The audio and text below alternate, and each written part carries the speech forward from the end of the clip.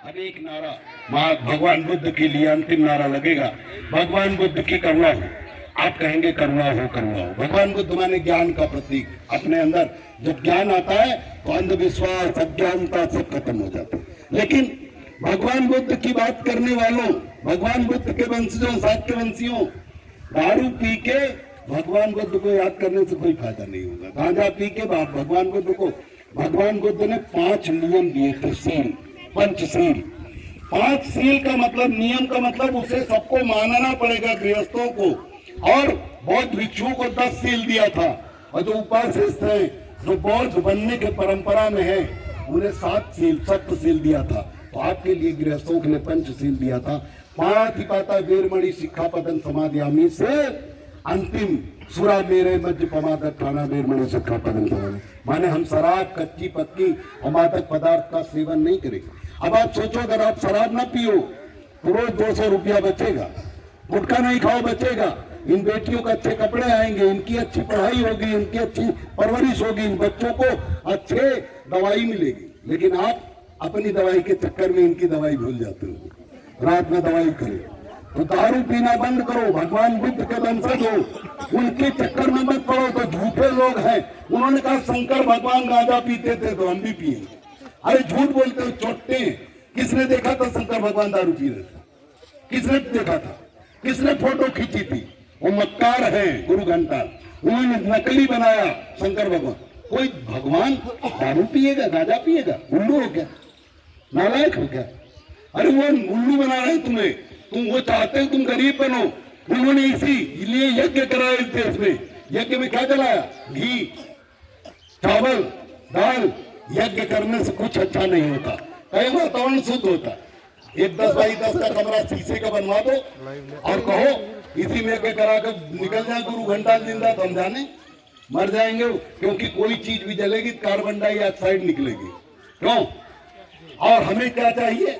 Oxygen. कुत्ता को, बिल्ली को, बैल को, गधे को, बकरी को, जितना भी जीव जंतु सबको ऑक्सीजन चाहिए। कार्बन डाइऑक्साइड ज्यादा होगी तो आदमी मर जाएगा। और उल्लू बनाए वातावरण शुद्ध होता। वो केवल घी जलाकर तुम्हें नुकसान पहुंचाया। तुम आपने घी पैदा किया, उसने साजिशन जला दिया। घी जलाने से आपका बेटा मजबूत नहीं होगा, घी दिया जलाने से आपका बेटा मजबूत नहीं होगा, घी खिलाने से आपका बेटा मजबूत होगा। मेरे पिता ने कभी भी घी नहीं जलाया। कोई घी जलाने की बात करता जूता लेके दौड़ाते थे। उसे पूछते थे, बेटा घी जलाने से मेरा बेटा मजबूत होगा कि घी खाने से मेरा बेटा मजबूत होगा? आज मैं रोज 10 घंटे बोलता हूँ, चिल्लाता हूँ।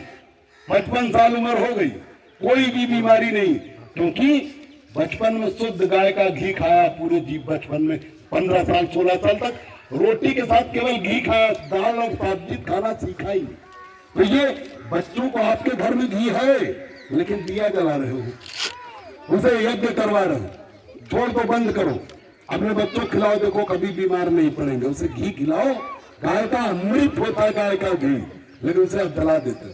ये उनके कहने पे भगवान घी से प्रसन्न नहीं होता, केवल वो साजिशन आपको जला के उल्लू बनाता है। इसलिए भगवान बुद्ध को याद करो, ज्ञान को याद करो, बुद्धि को याद करो, अपनी बुद्धि को जगाओ।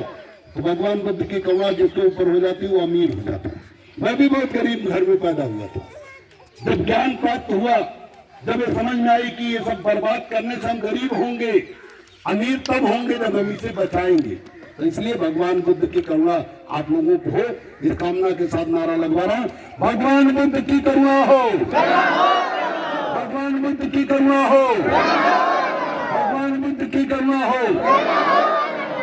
आपका 2 नारा है। एक नारा है नमो बुद्धाय, ये धार्मिक नारा है, एक बार जोर से बोलिए नमो बुद्धाय।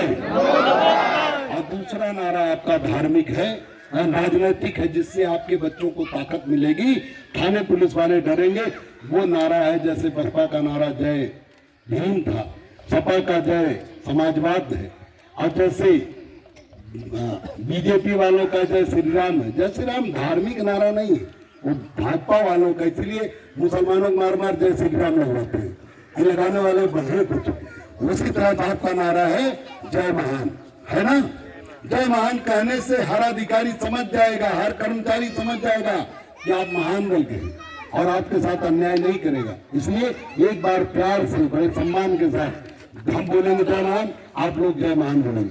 जय महान, जय महान, जय महान, जय महान, जय महान, जय महान। बहुत बहुत धन्यवाद। आप सब लोगों ने मेरा साथ दिया, बेटियों ने साथ दिया, बुजुर्गों ने साथ दिया।